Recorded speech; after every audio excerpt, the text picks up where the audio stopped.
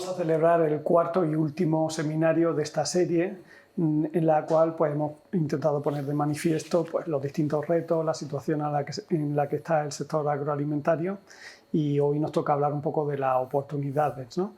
El primero, por hacer un rápido recordatorio de los distintos temas que hemos ido tratando, el primero lo dedicamos a la situación financiera y qué consecuencias podría tener para la empresa agroalimentaria, especialmente pues, prestando atención a la situación de liquidez. El segundo lo dedicamos a la estrategia. Al final tenemos que replantearnos pues, todo nuestro futuro, pero bueno, es algo que tenemos que hacer habitualmente, quizá en estos momentos con mayor intensidad. El tercero lo dedicamos a las personas, cómo liderar equipos para que al final nuestras empresas sean lo más eficientes, lo más competitivas posibles. Y hoy creíamos que era una buena forma de terminar esta serie pues contando con nuestro presidente. Y como podéis comprobar también, todos los que habéis tenido oportunidad de seguirnos en los tres anteriores, hemos cambiado un poco el formato, ¿no? Hemos cambiado la plataforma a través de la cual estamos emitiendo este seminario y también la posición que ocupamos cada uno de los que vamos a intervenir, ¿no? Espero que os guste, espero que sea lo más entretenido posible, y lo que no queremos es dejar de dar la oportunidad a todos los que nos estáis siguiendo de que hagáis llegar las preguntas que consideréis oportunas, ¿no? Hoy también vamos a tener disponible un chat, a través del mismo pues, nos podéis hacer llegar las preguntas, y al final de la pequeña conversación que vamos a mantener, yo me encargaré de hacer llegar esas preguntas a nuestro presidente. Entonces, antes de nada, Eduardo, pues muchas gracias por participar en esta serie de seminarios. Un placer, un placer. Y pues yo creo que vamos a intentar darle un rápido repaso en 50 minutos a la actualidad del sector Que conste agroalimentario. que he seguido todos los anteriores. Me consta, y además siempre entre los compañeros lo comentábamos, el presidente está conectado, así que tenemos que intentar hacerlo bien. Hoy no nos vas a Sobre poder todo yo. Hoy no nos vas a poder seguir a través de la red, pero sí presencialmente. En directo. Muy bien. Bueno, pues para empezar, la primera pregunta que nos gustaría hacerte es, ahora mismo eres el presidente, ejerces de presidente de Cajamar. Cajamar es una de las principales entidades financieras de este país. Estamos dentro de las 12 supervisadas por el Banco Central Europeo. Pero tu trayectoria profesional anterior ha estado muy vinculada con el sector agroalimentario, ¿no? Y a lo largo de esa trayectoria pues has ocupado distintos puestos y probablemente has tenido muchas experiencias y has ido adquiriendo distintos aprendizajes, ¿no? Lo que nos gustaría un poco conocer es eso, cómo ha sido esa trayectoria y qué te quedarías con cada una de las etapas que has ido viviendo. Bueno, pues yo soy ingeniero agrónomo de formación y de vocación. Terminé la carrera en Madrid y mi intención era quedarme de profesor en la universidad. De hecho, estuve 2 años en el Departamento de Economía Agraria de la Escuela de Agrónomos de Madrid, haciendo la tesis y eso con la intención de incorporarme al personal docente. Pero me surgió la oportunidad de irme a Bruselas y yo pensé que efectivamente era una oportunidad que no podía dejar escapar, y ahí estuve. En principio iba para 2 años como técnico de la Confederación de Cooperativas Agrarias de España, a ocuparme de algo muy concreto que era la política agrícola común, y lo que en principio iban a ser 2 años pues se convirtieron en 8. Fue tan apasionante conocer distintas realidades, conocer distintos puntos de vista, distintas formaciones y sobre todo participar en los debates de las instituciones comunitarias, que eso, quedé 8 años. En septiembre del año 2000 me propusieron hacerme cargo de la Confederación como director general de la Confederación de Cooperativas y regresé a Madrid, pero seguí manteniendo la vinculación con Bruselas, participando todos los meses en las reuniones del Presidium del Copa Colleca, porque seguía pensando que las grandes decisiones en el sector agroalimentario seguían tomándose en Bruselas. En el año 2005 me nombran presidente de la Confederación Europea de Cooperativas Agrarias, y ahí tuve la oportunidad de representar al sector productor y a las cooperativas europeas en la cumbre ministerial de Hong Kong, de la Organización Mundial del Comercio. Y ahí me abrí todavía más a un mundo que ya veía que en el momento que irreversiblemente se estaba globalizando cada vez más. como director de la Confederación de Cooperativas, pues tuve que ocuparme de cosas que no estaba acostumbrado a hacer. Pasé de técnico de algo muy concreto, política agrícola común, a tener que gestionar personas y a tener que gestionar recursos. Y es verdad que la gestión de los recursos, la gestión económica, pues sí, había adquirido conocimientos en la universidad, en mi especialidad de economía, pero la gestión de personas tuve que ir aprendiendo en el día a día. Y me di cuenta que realmente el éxito o el fracaso de las empresas está precisamente en eso, en gestionar personas, en motivarlas, en tenerlas alineadas con la estrategia, en sacar lo mejor de cada uno. Y eso nos enseña en la universidad. Creo que cada día hay una mayor sensibilidad sobre la gestión de personas, de personal y sobre todo la motivación, el liderazgo, como vimos el otro día con Emilio, pero es algo para lo que yo no estaba preparado. Y bueno, en el año 2014 Cajamar lidera la creación del Banco de Crédito Social Cooperativo y me proponen ser consejero independiente.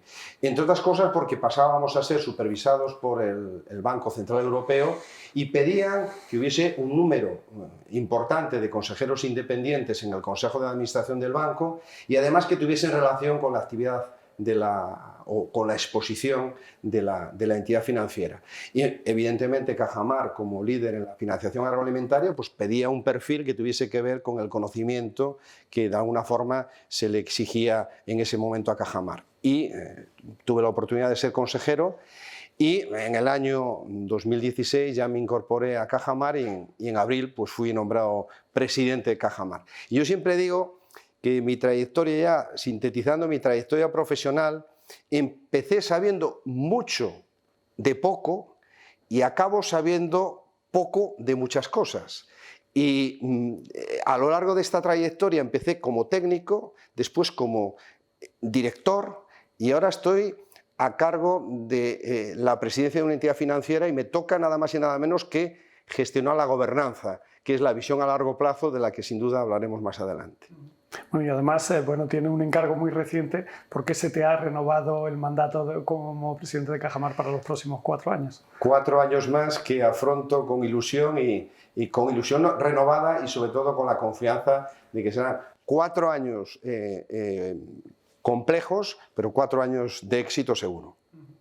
Bueno, el primer tema que me gustaría tratar es, bueno, pues tenemos muy reciente, ¿no?, la crisis sanitaria provocada por el coronavirus y, bueno, yo creo que si nos remontamos a los primeros días, a las primeras semanas, una de las situaciones que creo que a todos nos sorprendió fue pues las compras impulsivas que hizo la población de alimentos. Yo recuerdo ir a los supermercados y, bueno, pues desde primera hora de la tarde prácticamente las estanterías estaban vacías. Sin embargo, ibas al día siguiente a primera hora y se habían vuelto a reponer todos los alimentos que habían desaparecido el día de antes, ¿no? Yo creo que eso ha sido pues un claro reflejo de la capacidad que tiene nuestro sector agroalimentario. Pero bueno, nos gustaría un poco conocer tu opinión de qué te ha parecido la respuesta del sector agroalimentario a esa crisis y a esas compras impulsivas que hubo en los primeros momentos. Yo creo que esta crisis, sobre todo el periodo de confinamiento, sirvió para que todos aprendiésemos a valorar lo importante.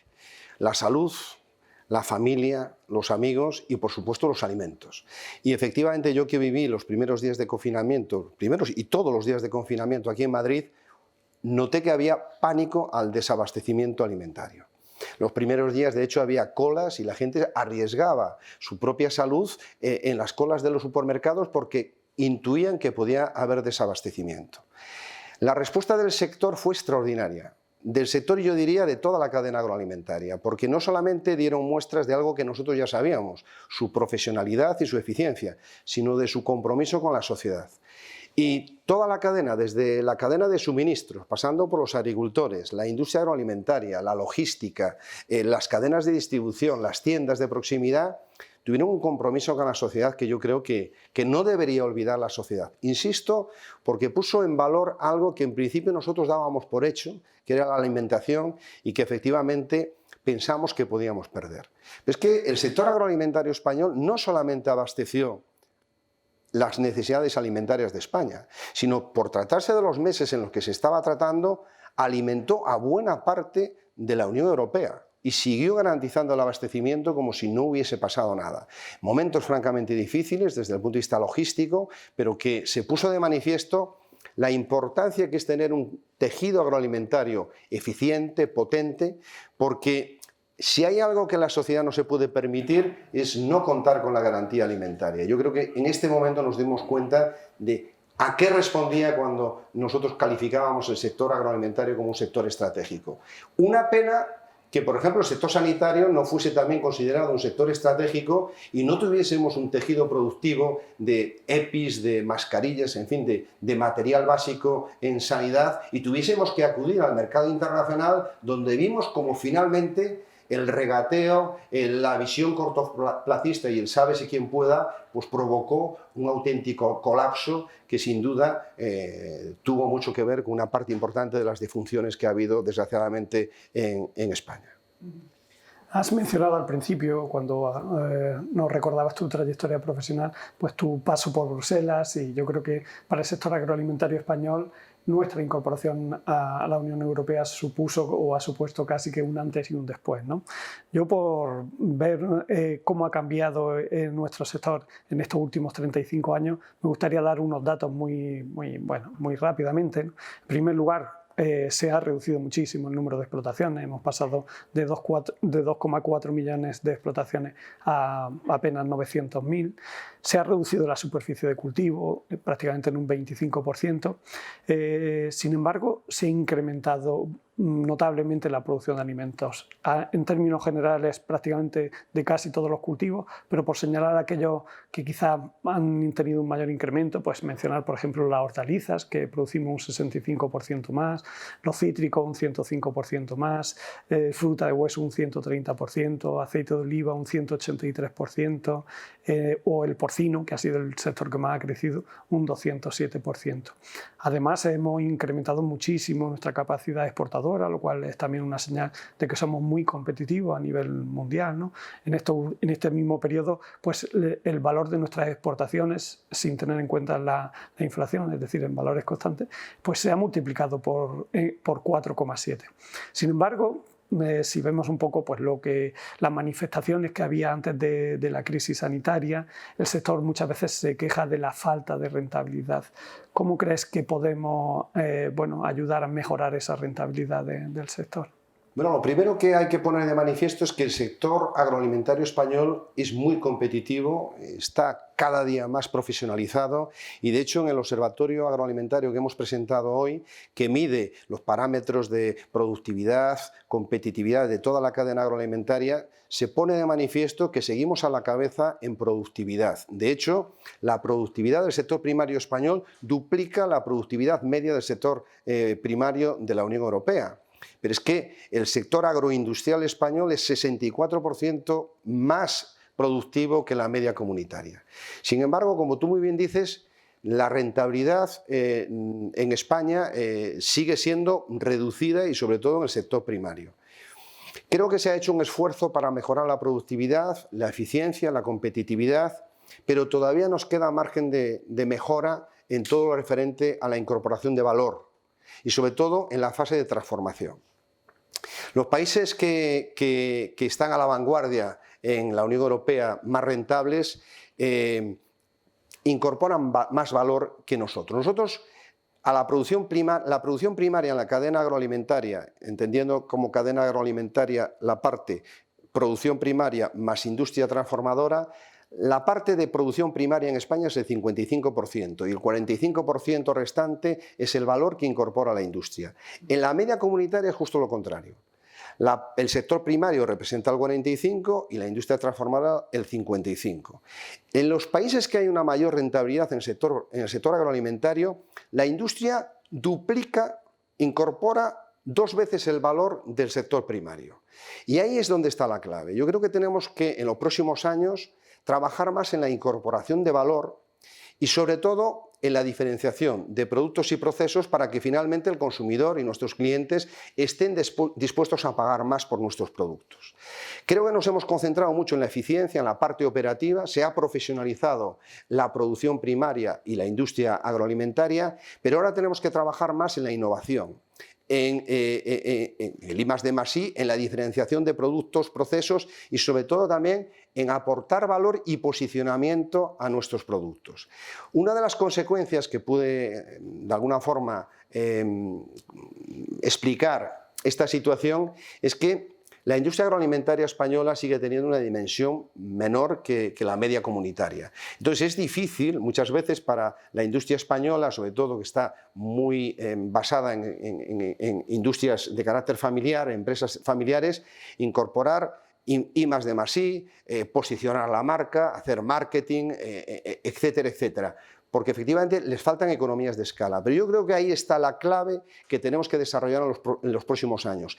Tenemos los mejores mimbres, porque tenemos la materia prima más competitiva de la Unión Europea y por eso se explica el incremento de las exportaciones que estamos año tras año superando y batiendo nuestros propios récords. Pero tenemos que posicionar y sobre todo incorporar valor a una materia prima que ya es de por sí competitiva. Y eso exige decisiones a largo plazo que tienen más que ver con la gobernanza, es decir, con el proceso de toma de decisiones en los consejos de administración de la industria agroalimentaria y de las cooperativas, que posiblemente con decisiones de carácter operativo donde ya somos eficientes y donde ya superamos con creces la media comunitaria. Bueno, comentábamos esta mañana porque cuando hemos estado revisando el Observatorio Agroalimentario, al cual has hecho mención, como hemos incluido unos anexos en los que analizamos la situación de cada uno de los subsectores, pues revisando, corrigiendo un poco un primer borrador, me llamó mucho la atención de que el valor que generaba el sector vitivinícola en España era similar al alemán, ¿no? Y claro, me resultaba un poco extraño porque nuestra capacidad productiva, la cantidad el volumen de vino que producimos es mucho mayor, ¿no? Y después de darle muchas vueltas, al final nos hemos dado cuenta de que efectivamente, que produciendo nosotros 4 veces más vino que los alemanes, sin embargo, generamos el mismo valor. Está un poco en consonancia con lo que estás comentando, ¿no? Que estamos o quizá prestando mucha atención a la parte productiva agraria, pero no en la parte de en el vino pasa como en muchos sectores. Se ha hecho un gran esfuerzo inversor en viñedo, en plantas, en bodegas, en procesos tecnológicos que estamos a la vanguardia del mundo. Yo creo que contamos con las mejores bodegas, pero ahora lo que nos falta es hacer un esfuerzo realmente en el posicionamiento de la marca, de marcas individuales, de bodegas y también de marca España. Tenemos que concentrarnos, yo creo que a veces le damos excesiva importancia a los costes de producción y estamos trabajando para reducir céntimos lo que son nuestros costes y no nos damos cuenta de aprovechar el euro que se puede generar si realmente posicionamos bien nuestros productos en el mercado. Bueno, has mencionado también otro tema cuando respondía a esta pregunta que también creo que es clave, ¿no? Bueno, desde muchas instituciones, desde muchas personas insisten sobre la necesidad de aumentar la dimensión de nuestras empresas, ¿no? Tanto industrias particulares, cooperativas. Hay también voces que un poco dicen que no todo es dimensión, que a veces si tienes un problema y concentras los problemas, pues el problema es más grande, ¿no? ¿Qué opinión tienes tú y para qué sirve el tener empresas de mayor dimensión? A ver, el conjunto de las empresas en España, no solo en el sector agroalimentario, tiene una dimensión claramente inferior que la de nuestros homólogos comunitarios, Francia, Alemania, Holanda, Dinamarca, Suecia, etc. La dimensión no es un fin en sí mismo, la dimensión es un medio para poder hacer cosas que de otra forma no puedes hacer. Hablamos, por ejemplo, del I+D+I, hablamos del marketing, hablamos de la internacionalización, de la implantación en destino. Hablamos, en definitiva, de posicionamiento. Evidentemente, si no tienes una dimensión mínima, es muy difícil que lo puedas hacer. Puedes trabajar o atacar un mercado de nicho, pero en términos generales, España adolece de una dimensión que tienen nuestros competidores de otros países. Ya no hablo de Estados Unidos, no hablo de Nueva Zelanda, no hablo en fin, hablo fundamentalmente de nuestros competidores europeos. Hay que darse cuenta que en las cooperativas hay un instrumento que es la Ley de Integración Cooperativa, que yo tuve la oportunidad de defender en su día cuando estaba como director, pero yo creo que tienen que convencerse la industria, sobre todo, insisto, la industria agroalimentaria española, que es en gran medida de base familiar, que tiene que mejorar la dimensión y tiene dos opciones. Una, fusionarse, cosa difícil, o dos, aliarse. A veces determinadas estrategias, lo que tienes que hacer es aliarte pues, con lo que podría ser tu competidor para atacar determinados mercados o para hacer determinadas inversiones que tú solo no podrías. Utilizar también los recursos que tenemos. Cada vez hay más centros tecnológicos en España, más universidades, y yo creo que también estamos viviendo en España una integración horizontal y vertical. Cada vez hay más relación entre los distintos eslabones de la cadena que permiten ganar eficiencia y, por lo tanto, hacer cosas que tú solo no puedes. Yo creo que esa es una buena decisión. Hay sectores como el porcino que difícilmente podrían haber crecido lo que han crecido si no hubiese una integración a lo largo de la cadena. Y a mí me parece además que estamos observando cada día en más sectores una mayor relación entre productor, industria transformadora, distribución e incluso obtentor e industria auxiliar. En fin, en definitiva de lo que se trata es, si yo no puedo crecer por mí mismo, por lo menos aliarme para poder estar en condiciones de atacar un mercado cada día más global y más competitivo. En definitiva, que quedarse hoy solo en el mundo tan globalizado es tener todas las garantías de perder, ¿no? Bueno, decían nuestros padres que solo se puede llegar más rápido, pero acompañado se llega más lejos. Yo creo que ese es en definitiva lo que tenemos que pensar. En un mercado global que, a pesar de lo que se pueda decir o lo que puedan hacer determinados países que han sido la vanguardia de la globalización y que ahora parece ser que se vuelven a la autarquía, eso va a durar poco. Vivimos en una economía globalizada, sobre todo desde el momento que nuestros hijos están conectados a redes todos los días e interaccionando y comprando pues, productos que vienen del otro lado del mundo. Entonces, la globalización ha venido para quedarse, y para estar en condiciones de aprovechar las oportunidades del mercado global y resistir también la competencia de ese mercado, la única posibilidad que nos queda es aliarnos. Insisto, la dimensión no es un fin, porque como tú muy bien has dicho, si yo tengo una gran dimensión pero no la sé gestionar bien, pues me puedo pegar un golpe muy fuerte. La dimensión es un medio para, en definitiva, estar en condiciones de hacer cosas que me pueden aportar valor que yo nunca llegaría a conseguir si me quedo donde estoy. Y en el sector agroalimentario siempre ha habido un poco la diferenciación empresa privada cooperativa, ¿no? Y muchas veces parece que la integración en las alianzas tienen que ser o entre cooperativas o entre empresas privadas. ¿Tú crees que es posible que haya una integración, alianzas o cualquier fórmula de colaboración entre esas dos fórmulas empresariales que son, pues, totalmente complementarios? Yo estoy convencido de que sí, y además creo que cada vez la profesionalización lleva a eso, a que haya una mayor interacción entre empresas, independientemente de cuál sea su figura societaria, cooperativas, empresas mercantiles. Lo importante es tener la misma visión, es decir, a dónde queremos llegar.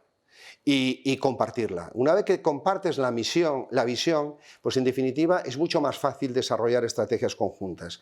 Pero lo que yo creo que también es importante para conseguir todo esto, mejorar la rentabilidad, que en definitiva es lo que queremos todos, tenemos que tener una visión a largo plazo. No podemos pretender que de una fusión, de una alianza estratégica, se consiga un resultado para esta campaña.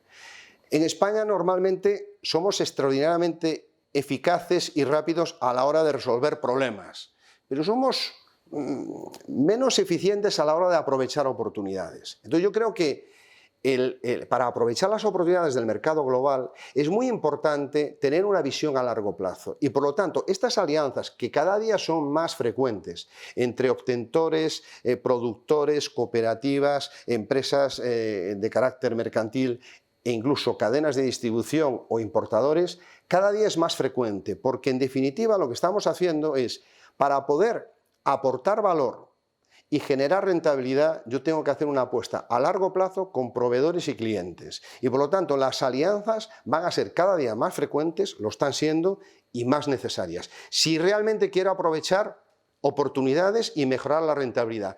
Si quiero sencillamente concentrarme en costes, pues a lo mejor no tengo que hacer muchas alianzas, pero estaré a lo mejor ahorrándome unos céntimos y desaprovechando los euros que me podría dar el mercado. Otro de los desafíos que tiene el sector es, yo creo que, reducir la edad media, ¿no? Porque Si vas a cualquier reunión de cooperativas, de agricultores, de empresarios del sector agroalimentario, pues ves que bueno, es difícil encontrar gente joven en los distintos foros, ¿no? Y eso ocurre en todos los ámbitos, ¿no? Ocurre a nivel de las explotaciones agrarias, ocurre en los consejos de administración de las empresas mercantiles, ocurre en los consejos rectores de las cooperativas. ¿Qué es lo que está pasando? ¿El sector no es atractivo para los jóvenes? ¿Hay alguna forma de que podamos revertir esta situación? ¿Y qué ventajas o qué nuevas oportunidades podríamos tener si conseguimos que los jóvenes se interesen por el sector agroalimentario? El relevo generacional es un problema y que hay que resolver. Yo creo que los jóvenes no se incorporan al sector agroalimentario porque atienden o por lo menos esperan del sector agroalimentario que le dé una de estas tres cosas. Primero, rentabilidad.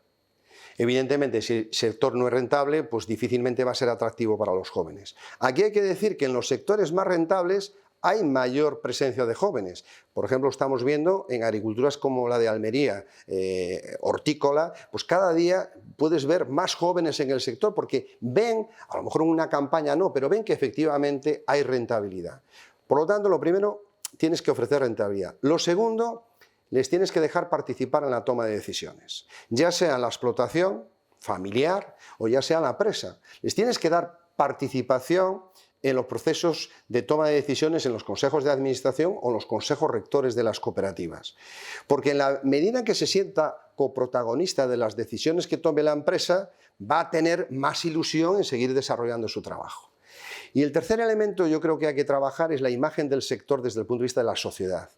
Yo creo que hay una imagen que no se corresponde con la realidad y espero que la experiencia del COVID mejore la imagen, no solamente desde el punto de vista estratégico, sino que en la sociedad reconozca que este es un sector competitivo, productivo y extraordinariamente tecnificado, que igual que antes podían pensar nuestros padres o nuestros abuelos que tenemos que estudiar para irnos de la agricultura, ahora mismo hay que estudiar para quedarse en el sector agroalimentario, porque es un sector complejo, pero extraordinariamente atractivo, que está incorporando, como muy pocos otros sectores, las nuevas tecnologías. Entonces, necesita también ese reconocimiento para que sea atractivo para la juventud.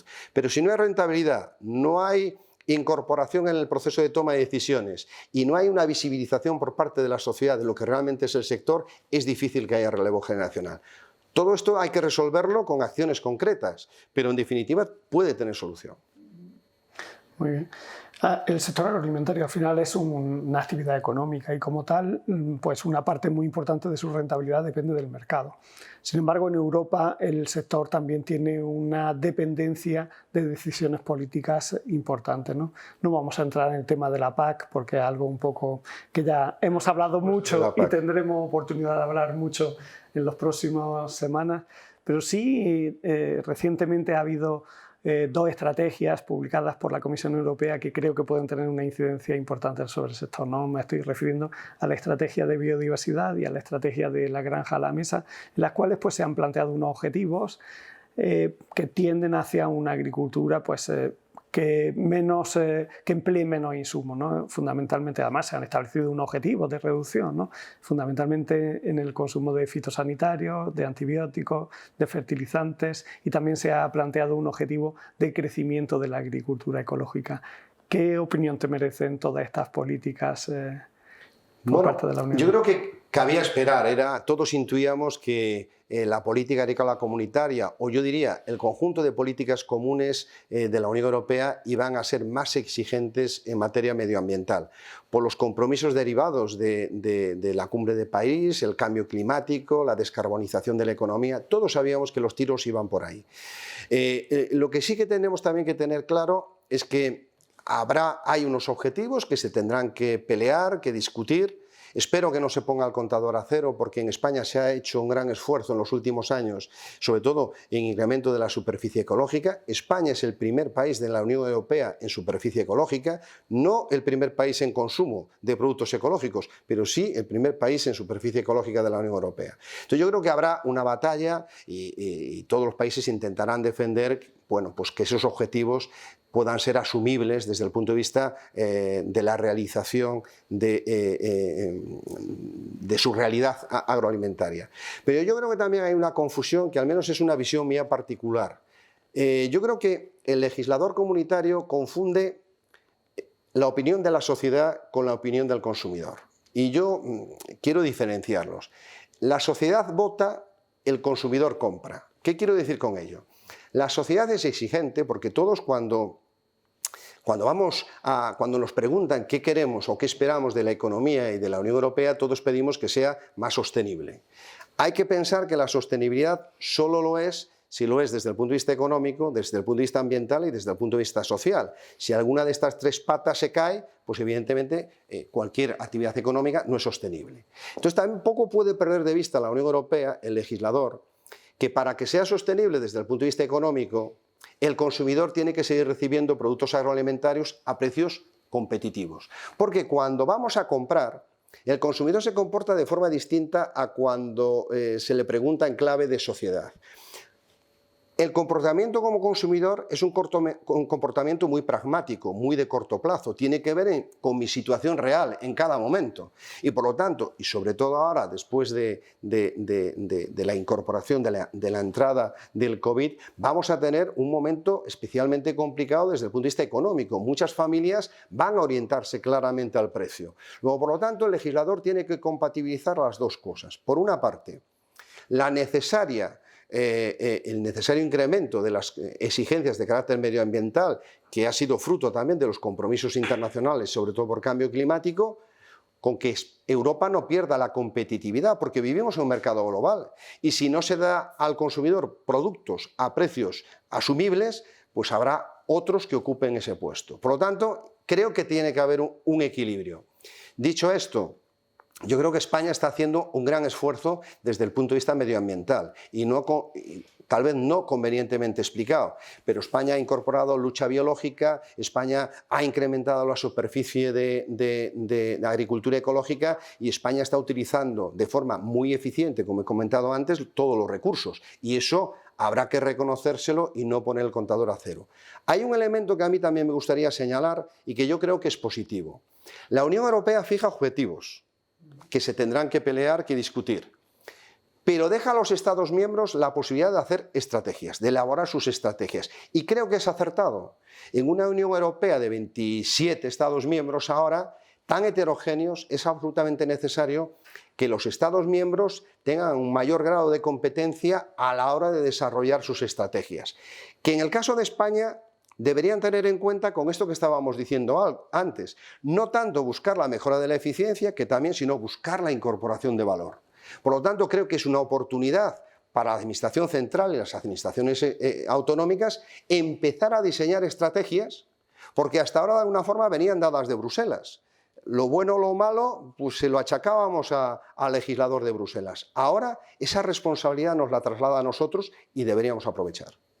A mí algunas veces me queda la sensación de que cuando se habla del impacto ambiental de la agricultura, pues en una fórmula en la cual hay pues, dos componentes, una que es que un poco mide el impacto negativo, podríamos decir, y luego otra de las componentes que mide el impacto positivo de la agricultura, solo se tiene en cuenta el negativo, ¿no? Porque al final la agricultura es una gran fijadora de CO2, al final el mayor proceso de transformación de la energía solar, de las energías renovables en productos que vamos a consumir es la agricultura, ¿no? Y sin embargo, como gran fijadora de CO2 no se tiene en cuenta y sin embargo el impacto que pueda tener determinada actividad o determinados consumos de insumos en la emisión de efectos de gases invernadero es lo único que se tiene en cuenta.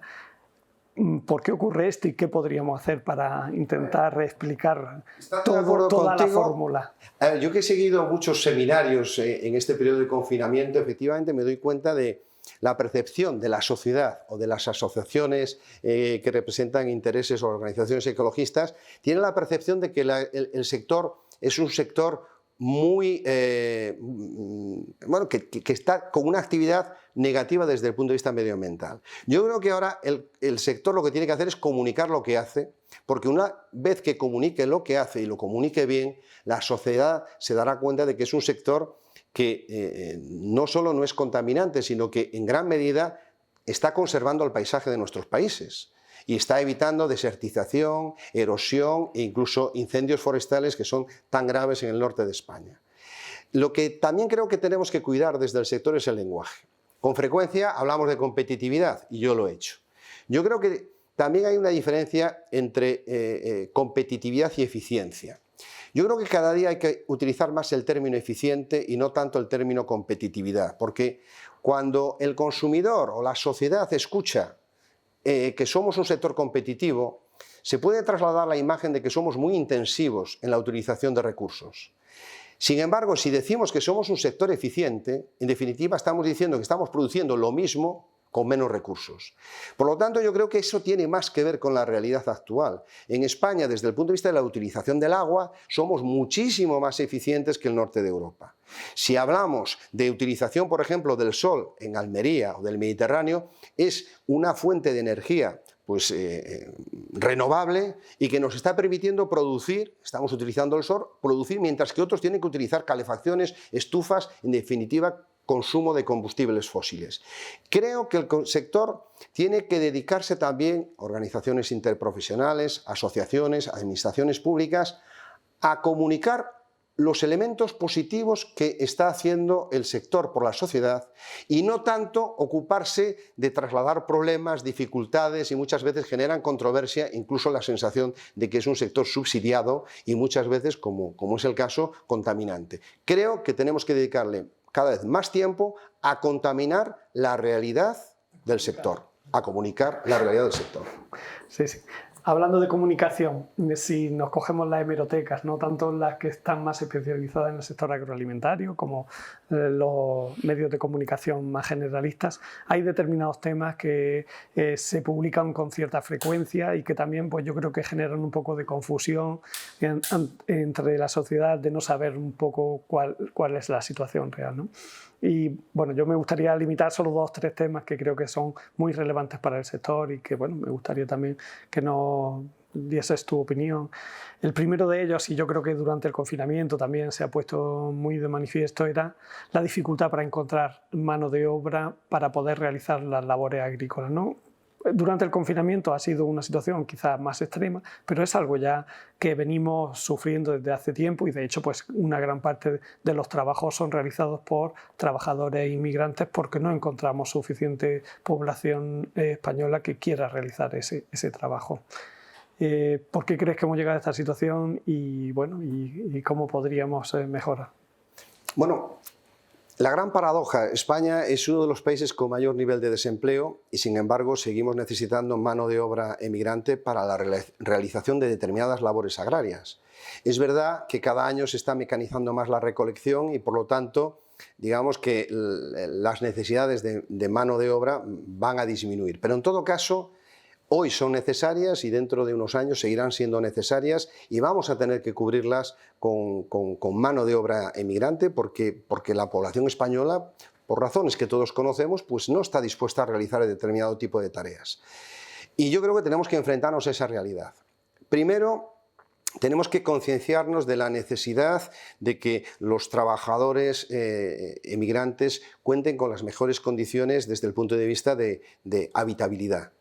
No solo ya por el problema reputacional, sino por el problema sanitario que ahora mismo estamos viendo que se puede convertir en un problema. Y yo creo que tenemos que ser conscientes de que esa realidad la hay que atender, que hay que evitar, sobre todo, hacinamientos que pueden ser nocivos para determinados colectivos y que también las administraciones públicas tienen que hacer todo lo posible para evitar que este tipo de situaciones se produzcan. Yo creo que el sector va a seguir demandando mano de obra. El sector demanda mano de obra emigrante porque la población española, por razones que todos entendemos o podemos entender, pues no está dispuesto a hacerlo y con esa realidad la tenemos que saber gestionar, ya sea por las cuestiones de carácter reputacional o también por las cuestiones de carácter sanitario. Con una visión a corto plazo y con una visión a medio y largo plazo, pero evidentemente esta es una cuestión que hay que atender en los próximos años. El otro gran tema de debate es todo lo vinculado con el agua, ¿no? Especialmente en este país donde le hemos dedicado mucha atención e importancia a ese tema, ¿no? A mí siempre me gusta poner de relieve una cuestión, ¿no? Y es que bueno, España es un país con bueno, una gran capacidad productiva, Es un país con una diversidad de clima, de condiciones agroambientales, pero creo que, salvo una pequeña franja del norte de España, la diferencia que hay de rendimientos entre las tierras de secano y las tierras de regadío es muy importante, ¿no? Por dar unas cifras muy sencillas, el regadío representa la cuarta parte de las tierras de cultivo, sin embargo, produce el 75% de los alimentos. Creo que si en España no hubiese regadío, no seríamos capaces de producir todos los alimentos que necesitamos, ¿no? Sin embargo, pues surge la duda, surge un poco el debate de si nuestro modelo de regadío es sostenible, si vamos a ser capaces de mantener esa capacidad productiva, esa disponibilidad de recursos para seguir produciendo tal y como lo estamos haciendo ahora mismo. Bueno, yo creo que la agricultura y la ganadería de España en gran medida está condicionada a la disponibilidad de agua, como cualquier actividad económica. Y estamos viendo en los últimos años una gran volatilidad también en la pluviometría, que está provocando momentos de exceso de agua y momentos de déficit que no nos podemos permitir ni una cosa ni la otra. Primero porque es muy difícil ganar los mercados internacionales. Es muy difícil garantizar el abastecimiento y que en un momento determinado seas tan vulnerable que no puedas estar en condiciones de garantizarlo porque tengas un periodo prolongado de sequía o porque no dispongas de agua. Creo además que toda España necesita tener una política de agua. ¿Por qué? Porque yo que vengo del norte veo que también la sequía en la ganadería le afecta. Entonces es importante pensar que la agricultura y la ganadería tienen que tener cada día más en cuenta las necesidades del agua. Y eso nos lleva necesariamente a que haya una política estatal que gestione de forma eficiente los recursos hídricos, que son escasos y que además cada día están peor repartidos, no solamente desde el punto de vista geográfico, desde el punto de vista también del calendario. España no se puede permitir el lujo de no tener una política que garantice el abastecimiento de agua a un sector tan potente y tan importante desde el punto de vista socioeconómico. Repito, 9% del valor añadido de la economía española, valor añadido bruto, 12% del empleo. No puede depender de que un año llueva o otro año deje de llover. Tenemos que tener garantizado una política que gestione eficientemente los recursos hídricos, que insisto, son escasos. Tenemos que tener inversiones, tenemos que tener las nuevas tecnologías que garanticen, en definitiva, regar con los sistemas más eficientes y tecnológicamente más avanzados que disponemos en la actualidad. Como sabes, en Cajamar pues tenemos ahora la incubadora de alta tecnología del agua, que lo que pretende precisamente que tanto desde el punto de vista de la obtención como de la utilización, contar con los sistemas más eficientes. Tenemos que combinar las energías renovables con la desalación. En definitiva, tenemos que tener iniciativas y una estrategia del agua. La no decisión nos lleva a una situación de vulnerabilidad que el sector no se puede permitir. Y las administraciones públicas tienen que contemplar el problema del agua no desde una visión localista o regional, sino desde un punto de vista global. El mercado que pierda España o deje de ganar, lo van a ganar otros países terceros que tienen agua. Con lo cual, la batalla regional por el agua, a favor o en contra, yo creo que tiene que contextualizarse y que todo el mundo se dé cuenta de que estamos en un mercado global, que todo lo que perdamos o ganemos va a depender en gran medida de las decisiones o indecisiones que tomemos. Y lo hemos dicho en varias ocasiones, que no se utilice el agua como un arma política o un arma arrojadiza. Se tiene que utilizar como se tiene que utilizar, con sensatez y visión a largo plazo. Insisto, la agricultura en España y la ganadería necesitan una política a largo plazo que elimine esa vulnerabilidad y esa incertidumbre que hay en la actualidad. Y algunas veces me queda la sensación, y también creo que se debe en parte a que no hemos sido capaces de comunicarlo bien, es que se compara el agua como con el petróleo, como un recurso finito, ¿no? Sin embargo, el agua es un recurso que desde que existe la Tierra prácticamente hay la misma cantidad de agua, ¿no? La única problema que puede haber es que haya una contaminación o cualquier elemento que impida que se pueda utilizar ese agua, ¿no? Pero al final yo siempre digo, el agua ni se crea ni se destruye, tan solo se transporta, ¿no? Hay que administrarla. Es una cuestión de administración de recursos. Además, tenemos que tener en cuenta que España es un país semidesértico y que tiene que tener en el agua, pues evidentemente una política, pues insisto, a medio y largo plazo eficiente. el no tomar decisiones, insisto, nos lleva a una situación de incertidumbre. Y pensemos también en la economía global de España. Todos queremos seguir manteniendo el estado de bienestar. Para mantener vivo el estado de bienestar tenemos que ser productivos. Y uno de los sectores donde somos más productivos y más estamos mejor posicionados en el mundo es el agroalimentario. El dato que dábamos hoy en el Observatorio Agroalimentario es extraordinario. 53.000 millones es el valor de las exportaciones españolas en 2019, 53.000 millones. Hemos batido un año más el récord, pero es que además el superávit, la diferencia entre lo que importamos y lo que exportamos se ha incrementado cada vez más. Cada vez somos más exportadores e importamos menos. Eso es traer dinero para España, eso es pagar pensiones, eso es pagar ERTES, eso es pagar tantas cosas que estamos necesitando. Luego, por lo tanto, las administraciones públicas tienen que pensar que este tema lo hay que resolver. Y la otra cuestión que también yo creo que cada vez que nos reunimos varias personas vinculadas con el sector agroalimentario lo tratamos y que además llevamos muchísimos años, se ve que no hemos sido muy eficientes en nuestra labor, es la preocupación por la escasa inversión en investigación que realizamos.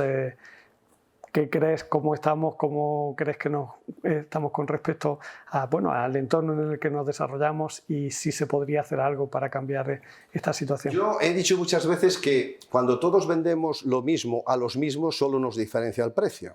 Esa es una dinámica perversa porque al final es destructiva. Incluso pone de manifiesto que yo puedo mejorar mi productividad y mi competitividad, pero si finalmente me bajan el precio, la rentabilidad puede ser no superior, sino inferior. Creo que tenemos que invertir en I+D+I si queremos diferenciarnos. La clave está en la diferenciación de procesos y de productos y en la comunicación de esa diferenciación. España hemos mejorado la inversión en I+D+I los 2 últimos años, pero estamos más o menos como estábamos en el año 2008. Estamos por cada 100 euros de valor añadido bruto que genera el sector, estamos dedicando 57 céntimos a I+D+I. Y la media europea está en 70. Países como Holanda dedican 2 euros por cada 100 euros de valor añadido bruto que genera su agricultura. Luego, los países más rentables son los que más invierten en I+D+I. Evidentemente, lo hemos comentado antes, puede ser un problema de dimensión de empresas, puede ser un problema pues, de que estamos demasiado enfocados al céntimo y no tanto al euro, pero tiene que cambiar el enfoque. Si queremos realmente diferenciar nuestros productos, si queremos posicionarlos y que el mercado pague lo que realmente valen, vamos a tener que invertir cada vez más en I+D+I. ¿Quién debería hacer esa inversión en I+D+I? ¿Las empresas, el sector público? Yo creo que las empresas, o sea, el sector público tiene que ayudar, pero las empresas tienen que convencerse. Y eso es un proceso o una decisión que tienen que tomar los consejos de administración de las empresas, los consejos rectores de las cooperativas. Yo quiero siempre diferenciar en la toma de decisiones las de carácter operativo que tienen que ver con la gestión diaria, con la eficiencia, donde hemos mejorado muchísimo, tenemos cada día mejores directivos, mejores profesionales, de las decisiones estratégicas que tienen que ver con la gobernanza y con el proceso de toma de decisiones de los consejos de administración. El valor, captar valor, orientarse al medio y largo plazo, tanto en posicionamiento de marca, en diferenciación de producto, en internacionalización, implantación en destino, son decisiones que tienen que tomar los órganos de gobierno de las empresas agroalimentarias. Y una de ellas, la más importante, es los recursos que deben destinar al I+D+I, que es una inversión, no un gasto. Y creo que hay que sensibilizar a las empresas de que efectivamente el reto y por lo tanto la gran oportunidad también que tiene este sector es la diferenciación. Y la diferenciación no se consigue si no se invierte cada vez más en I+D+I. Bueno, ya para ir terminando y antes de pasar un poco a escuchar las preguntas que nos quieran hacer los espectadores, me gustaría saber un poco cuál va a ser la relación futura de Cajamarca con el sector agroalimentario, ¿no? Yo creo que siempre hemos estado desde el punto de vista financiero, pues apoyándole a realizar sus inversiones, aportarle la liquidez que necesitan para el día a día, pero bueno, pues también nuestra apoyo ha ido más allá de esa labor financiera. cómo vamos a seguir vinculados con Pues él. yo creo, y así lo he hecho en la asamblea hace unos días, yo creo que vamos a seguir el camino emprendido ya hace muchos años. Yo no vengo aquí tampoco a hacer ninguna revolución, al contrario, vengo a mantener un camino que yo creo que está muy bien enfocado. La misión de Cajamar y de las entidades que se integraron y que constituyen hoy Cajamar sigue siendo la misma, que es proveer de servicios financieros al sector agroalimentario y al medio rural. Pero ya nuestros fundadores fueron un poco más allá. Quieren que seamos una palanca de desarrollo. Y para que seamos una palanca de desarrollo no debemos limitarnos solo a proveer de servicios financieros, porque hay otras entidades financieras que lo pueden hacer. Tenemos que hacer algo más y yo creo que es la transferencia del conocimiento lo que realmente nos diferencia. Desde la creación del Centro de Experimentación de las Palmerillas, Paiporta, la constitución del Departamento de Publicaciones, el dinero y los recursos que estamos empleando a la formación, a la transferencia del conocimiento, yo creo que es el camino que tenemos que seguir potenciando en los próximos años, porque solo del conocimiento va a venir la rentabilidad y la viabilidad y yo diría la sostenibilidad del sector agroalimentario.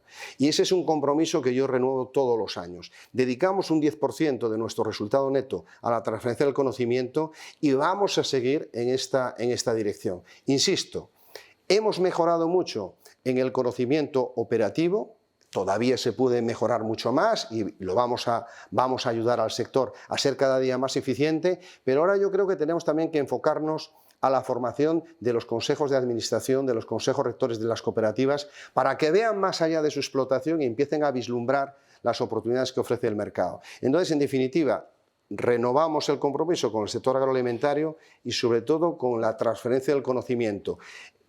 Constituimos hace un año y pico la incubadora de alta tecnología del agua y acabamos de aprobar la constitución de Agrotec, Agronet, que es en definitiva una empresa que va a estar especializada precisamente en la digitalización del campo, del sector agroalimentario, que es otra de las asignaturas pendientes y que yo creo que puede dar también una gran oportunidad de mejora a este sector.